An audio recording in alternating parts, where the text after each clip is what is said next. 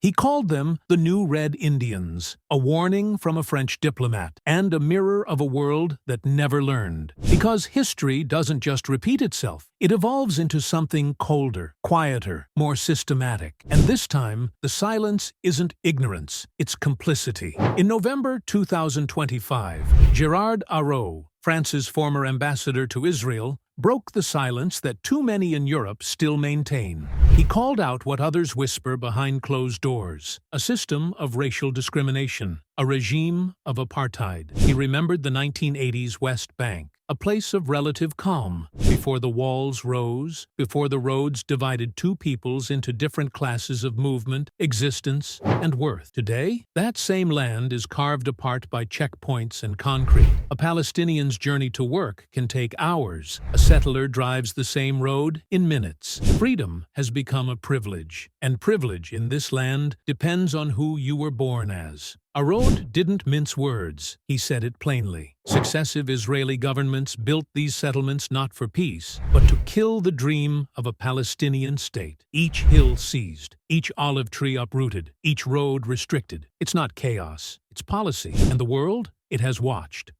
as the land disappears, settlement by settlement, like a candle burning from both ends, until one day there's no land left to negotiate over. After the attacks of October 7, 2023, Araud said, extremists in Israel found their moment, a pretext, a blank check for vengeance. West Bank villages, once just poor, quiet communities, now live under siege. Homes burned, cars torched, families displaced by settlers, often under the gaze of soldiers who do nothing. Every night, another family leaves their land. Every dawn, another flag is raised where their olive grove once stood. And yet, the world still calls this self-defense. The ambassador spoke of a judiciary that refuses to see. Videos, photos, testimonies, all ignored. Settlers walk free. Peace activists, even Jewish Israelis, face arrest. Meanwhile, Israel's national security minister, Itamar Ben-Gvir, stands at a podium calling for annexation, for the expulsion of entire communities. And Europe? It sends condolences instead of consequences. Araud's question was simple and damning. When did democracy become selective? When did our moral compass start pointing toward power, not justice? Araud drew a chilling comparison.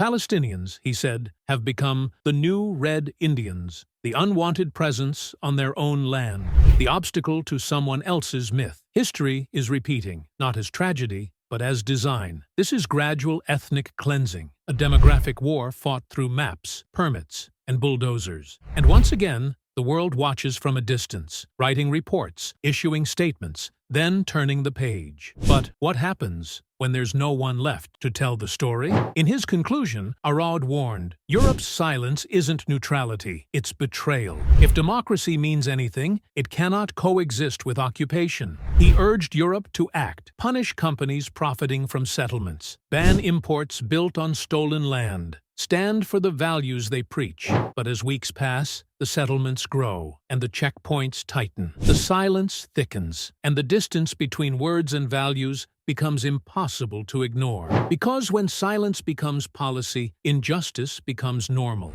In Gaza and the West Bank, life continues under the weight of history, a slow resistance written in survival. Each child who walks to school through rubble is a rebellion. Each olive tree replanted after demolition is defiance. And in every corner of this scarred land, there's one quiet truth. They still believe the world will remember them. The question is, will we? From Paris to Ramallah, from New York to Jerusalem, the world is watching. History is happening in real time, and every silent minute, another page is written in shame. So speak, share, remember, because silence builds walls, but truth breaks them. The world is watching. Don't stay silent.